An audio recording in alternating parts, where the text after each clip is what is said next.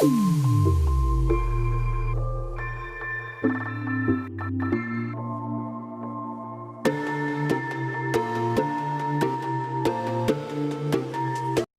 Everyone, welcome to Talent Coaching Classes. और आज की इस वीडियो में हम वेटस्टोन ब्रिज करेंगे, जो कि एनसीईआरटी फिजिक्स का वेरी मोस्ट आईएमपी क्वेश्चन है।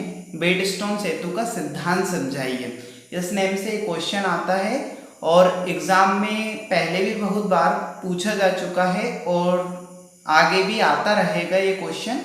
तो चलिए स्टार्ट करते हैं हम इस क्वेश्चन को। क्वेश्चन किस नेम से आता है? वेटस्टोन सेतु का सिद्धांत समझाइए। और मैंने लास्ट वीडियो में आपको किरचॉफ के नियम समझाए थे, उससे ही रिलेटेड है ये क्वेश्चन। ऐसा भी आ सकता है एग्जाम में कि किरचॉफ के नियम की सहायता से वेटस्टोन सेतु का सिद्धांत समझाइए। अगर आपने उस वीडियो को नहीं देखा है तो मैं डिस्क्रिप्शन में उसकी लिंक दे दूंगा, आप डिस्क्रिप्शन के अकॉर्डिंग उस वीडियो को वहां से देख सकते हैं। तो चलिए स्टार्ट करते हैं। सबसे पहले डायग्राम बनाएंगे हम वेटस्टोन का। यहाँ पर ये हमने एक सेल जोड़ दिया, प्लस माइनस टर्मिनल। यहाँ पर प्रेशर की रहेगी, क्योंकि आपको फिजिक्स में सबसे मोस्टली डायग्राम आना चाहिए।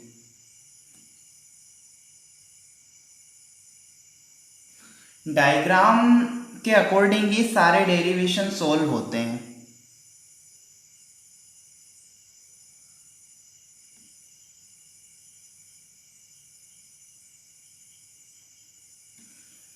डायग्राम से क्या रहता है, सिस्टम की पूरा डेरिवेशन सोल्व होता है। अगर हम डायग्राम छोड़ आए एग्जाम में और पूरा डेरिवेशन कर ही आए तो आपके मार्क्स बहुत ज़्यादा कट सकते हैं।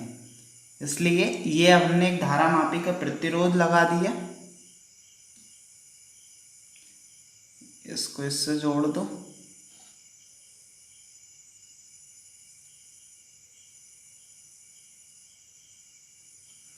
ये हमारा डायग्राम हो गया। अब ये क्या हो गया? प्लस माइनस, क्योंकि करंट हमेशा पॉजिटिव टू नेगेटिव जाता है। ये आपकी प्रेशर की हो गई, यानी दाब कुंजी। यहां से करंट निकलेगा पॉजिटिव टू नेगेटिव। तो इनको नाम दे दो भुजाओं को, ए बी सी डी।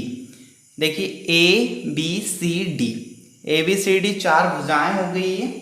अब चार प्रतिरोध भी दे देते हैं, पी क्यू आर एस।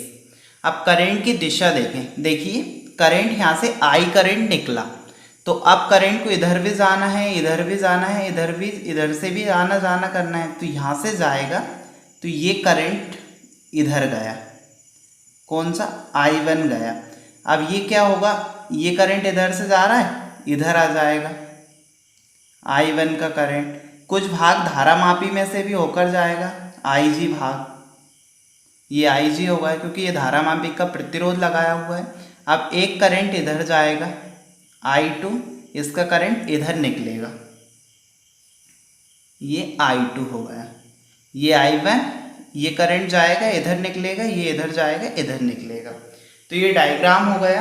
अब सिद्धांत में हम क्या लिखेंगे कि इसमें चार प्रतिरोध P Q R S, इसमें चार प्रतिरोध क्या क्या? P Q R S को एक चतुर्भुज की चार भुजाओं से जोड़ते हैं। एक चतुर्भुज की हमने चार भुजाओं से जोड़ दिया। चतुर्भुज के एक विकर्ण में धारामापी G रख दिया तथा दूसरे विकर्ण में विद्युत स्रोत E जोड़कर, चाहो तो यहाँ पर लिख दो E, विद्युत स्रोत E जोड़कर प्रतिरोधों के मानों को इस प्रकार व्यवस्थित करते हैं कि धारामापी में कोई विक्षेप ना हो, तो सेतु को संतुलन में कहा जाता है। और संतुलन की स्थिति लिख देता हूं मैं यहाँ। संतुलन कब कहा जाता है? संतुलन की स्थिति जब IG बराबर 0 हो, ये संतुलन की स्थिति हो गई। तो क्या लिखेंगे हम? इसमें चार प्रतिरोध P Q R S को एक चतुर्भुज की चार भुजाओं से जोड़ते हैं। चतुर्भुज के एक विकर्ण में धारामापी G तथा दूसरे विकर्ण में विद्युत स्रोत E जोड़कर प्रतिरोधों के मानों को इस प्रकार व्यवस्थित करते हैं कि धारामापी में कोई विक्षेप ना हो, तो सेतु को संतुलन में कहा जाता है। या एक ऐसा भी बोल सकते हो कि सेतु के संतुलन की स्थिति में किन्हीं दो संलग्न भुजाओं के प्रतिरोधों का अनुपात शेष भुजाओं के प्रतिरोधों के अनुपात के बराबर होता है।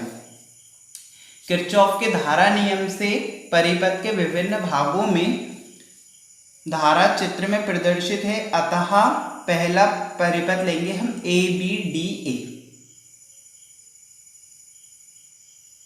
देखिए पहला ये फर्स्ट बंद परिपथ होगा या सेकंड होगा, पहला लेंगे हम ए बी डी ए। तो लिखेंगे प्रथम बंद परिपथ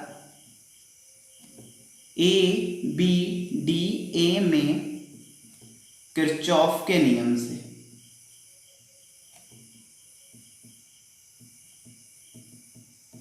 देखिए A B D A Kirchhoff के नियम से लेंगे हम इसमें, तो किरचॉफ का नियम ही लगाएंगे। सबसे पहले हम ए बी में देखेंगे, दिशा देखना ए से बी की ओर ही जा रहा है ना ये तीर, तो प्लस में क्या क्या है I1 P ए बी ले लिए। फिर बी डी, बी से डी देखिए क्या क्या है IG और प्रतिरोध क्या है G, यानी I धारा है और G प्रतिरोध है, लेकिन इसकी दिशा भी बी से डी की ओर है, तो प्लस में लेंगे IG और प्रतिरोध क्या है धारा मापी का G। अब डी ए, लेकिन दिशा ए से डी की ओर आ रही है, हमें देखना है डी से ए की ओर, तो माइनस का I2R बराबर 0 होता है। किरचॉफ के नियम में हम पढ़ चुके हैं, परंतु संतुलन की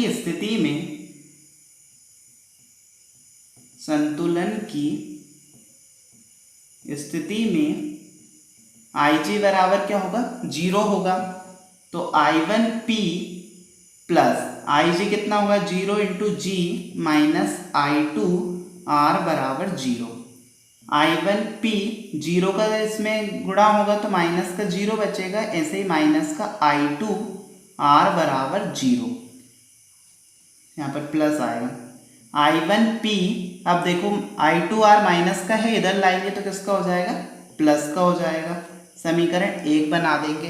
अब ये फर्स्ट बंद परिपथ तो ले लिया था हमने ए बी डी ए, अब दूसरा बंद परिपथ देख लीजिए बी सी डी बी। इसी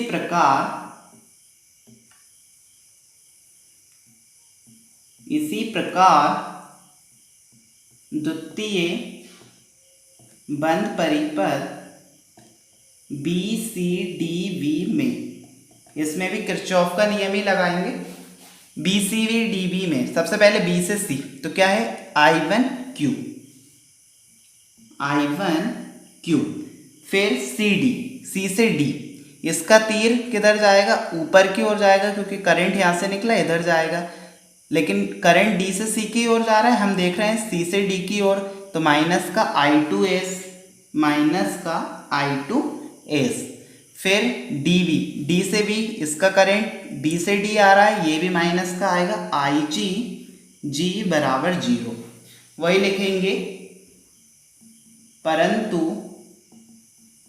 संतुलन की स्थिति में IG बराबर 0, तो I1Q minus I2S minus 0 into G बराबर 0। I1Q, अब देखिए I2S किसका हो जाएगा प्लस का हो जाएगा, बराबर के इधर लाएंगे तो माइनस का था, अब प्लस का हो जाएगा I2S। समीकरण 2। अब समीकरण 1 में समीकरण 2 से भाग देंगे। समीकरण 1 में समीकरण 2 से भाग देने पर, समीकरण 1 में समीकरण 2 से, तो पहले लिखेंगे I1P, इसका समीकरण देखिए I1Q बराबर I2R, इसका देखिए I2S, I1 से I1 कैंसिल, I2 से I2 कैंसिल, P/Q बराबर R/S। यही व्हीटस्टोन सेतु का सिद्धांत है, यही व्हीटस्टोन सेतु का सिद्धांत है। वेरी सिंपल है, एक बार और रीड कर लेते हैं, बाकी आपको अच्छे से समझ में आ जाएगा। सबसे पहले तो हमने ये डायग्राम बना लिया, ABCDA, ये इसकी 4 भुजाएं हो गई है। अब 2 बंद परिपथ बन रहे हैं इसमें, ये फर्स्ट सेकंड ये, तो हमने पहला बंद परिपथ लिया ABDA, तो हमें सबसे पहले AB, तो A से B में क्या है, I1P है, और देखो दिशा भी A से B की ओर है, तो प्लस में I1P। फिर BD, B से D देखिए, इसकी दिशा भी सही है, तो IG प्लस का ले लिया। फिर DA, D से A देखिए तो I2R, इसकी दिशा A से D की ओर आ रही है, तो माइनस का I2R बराबर 0, परंतु संतुलन की स्थिति में IG बराबर 0 होता है, तो I1P प्लस IG 0 हो गया, और धारामापी का प्रतिरोध G माइनस I2R बराबर 0। I1P प्लस 0 का G में गुणा होगा तो 0 माइनस I2R बराबर 0। I1P, अब देखिए ये माइनस का है, इधर आकर प्लस का हो जाएगा, I2R समीकरण 1। इसी प्रकार द्वितीय बंद परिपथ BCDV में तो I1Q देखिए BCDV, तो B से C दिशा सही है, तो प्लस का I1Q। फिर CD, C से D, इसकी दिशा D से C की ओर है, तो माइनस का I2S। फिर DV, D से B, इसकी दिशा भी ऑपोजिट डायरेक्शन हो रही है, तो माइनस का IG। परंतु संतुलन की स्थिति में IG बराबर 0 होगा, तो I1Q माइनस I2S 0 हो जाएगा। ये I1Q ये माइनस का है, इधर आकर प्लस का हो जाएगा। अब समीकरण 1 में समीकरण 2 से भाग देंगे, तो I1 से I1 कैंसिल हो जाएगा, I2 से I2 कैंसिल, P/Q बराबर R/S। यही व्हीटस्टोन सेतु का सिद्धांत है। वेरी सिंपल है, अगर कोई डाउट हो तो कमेंट बॉक्स में कमेंट करें। It's very simple derivation. Thank you so much.